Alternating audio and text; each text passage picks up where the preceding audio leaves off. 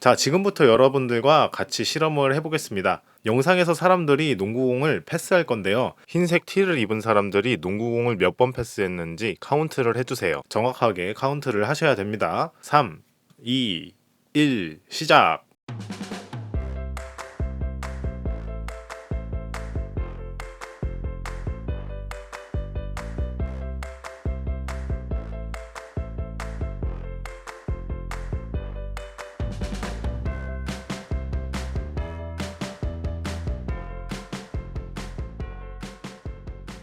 총 몇 번 공이 움직였나요? 정답은 두구두구두구두구 16번입니다. 맞추셨다면 축하드립니다. 자, 그러면은 새로운 질문을 해보도록 하겠습니다. 고릴라로 위장한 사람을 보셨나요? 보셨다면 대단하십니다.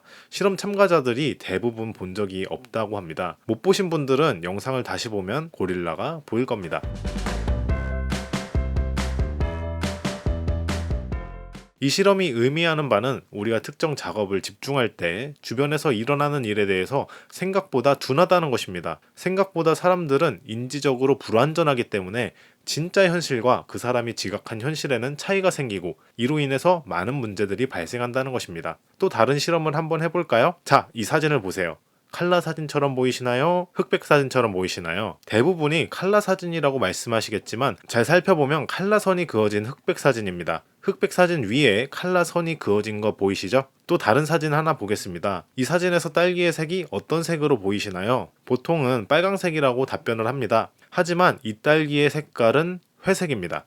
한번 증명을 해보겠습니다. 제가 똑같은 색깔의 선을 그어보도록 할게요. 이 선도 분명히 빨간색에 가까운 색이죠. 하지만 이 선만 따로 보면은 명확하게 회색입니다. 이런 실험들에서 볼 수 있듯이 생각보다 사람들이 지각하는 것은 제한적이고 정확하지 않다는 것을 알 수 있습니다. 우울증, 불안장애 등 정신장애도 인지의 오류로 인해서 설명할 수 있습니다.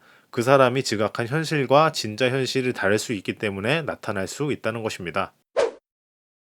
기존의 심리학에서는 생각을 통제할 수 있는 것이라고 생각했습니다.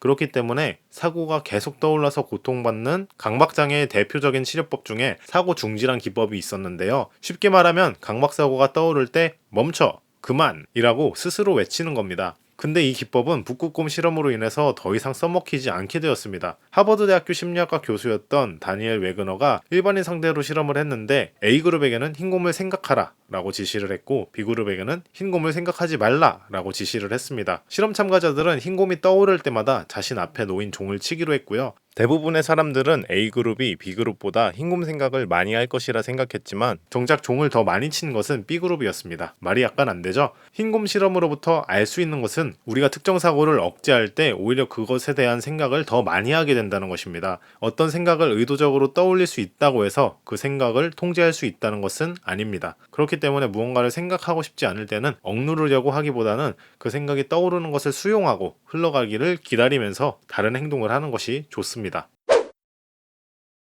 워싱턴 대학 로프투스 교수는 150명의 피험자에게 자동차 영상을 보여주었습니다. 그리고 질문을 했습니다. 피험자의 절반에게는 시골길을 따라 여행하는 동안 헛간을 지날 때 얼마나 스포츠카가 빨리 달렸는지, 다른 절반에게는 시골길을 따라 여행하는 동안 얼마나 빨리 스포츠카가 달렸는지 질문을 했습니다. 두 가지 질문의 차이점은 헛간의 존재입니다. 영상에는 헛간이 없었지만 교묘하게 질문에 헛간을 집어넣어서 이런 질문 자체가 피험자의 기억을 왜곡하는지 보려고 한 것이죠. 일주일 후에 같은 피험자들에게 영상에서 헛간을 보았는지 물어봤습니다. 첫 번째 집단에서는 13명이 헛간을 봤다고 보고했고 두 번째 집단에서는 2명만이 헛간을 봤다고 합니다. 질문을 물어보는 방식만으로 사람들의 머릿속에 헛간이라는 기억이 생긴 것입니다. 자, 그렇다면 질문 하나로 기억을 만들 수 있다면 기억을 인위적으로 변형시킬 수도 있지 않을까라는 의심을 품고 로프터스 교수는 여기서 더 나아가 사람에게 거짓 기억을 심는 연구도 진행했습니다. 피험자들에게 6살의 나이 때 쇼핑몰에서 고아가 될 뻔했다는 거짓 사실을 여러 번 알려주었고 그 결과 약 25%의 사람들이 그것을 진짜 일어난 것으로 확신하게 되었습니다. 거짓 정보를 계속 주입하면 어느 순간부터는 자신의 유년 시절 기억으로 자리 잡는다는 이야기입니다. 사람은 생각보다 가스라이팅 당하기 쉬운 특성을 갖고 있습니다.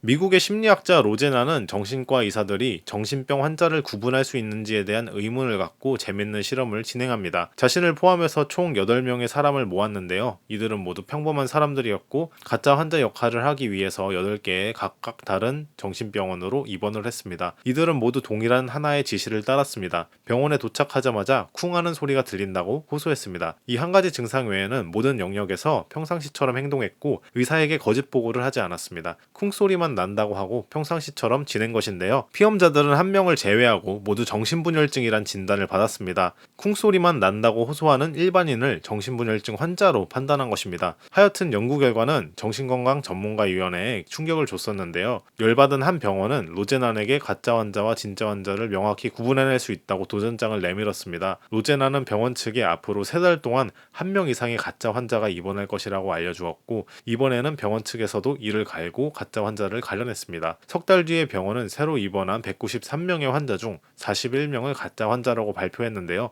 이번에도 병원이 압도적으로 틀렸습니다. 로제나는 3개월 동안 모두 진짜 환자만 보냈었습니다. 병원에서는 이렇게 작정해서 찾아도 정상적인 사람과 비정상적인 사람을 구분하지 못했습니다. 어떻게 따지면 정상과 비정상이라는 것이 존재하는 개념인가에 대해서 철학적인 물음을 던지는 그런 실험이었습니다. 네, 지금까지 마음대로 피셜 인류 역사상 가장 임팩트 있었던 심리학 실험 4가지에 대해서 살펴봤습니다. 영상이 유익하셨다면 댓글과 좋아요는 언제나 힘이 되고요. 시청해주셔서 감사합니다.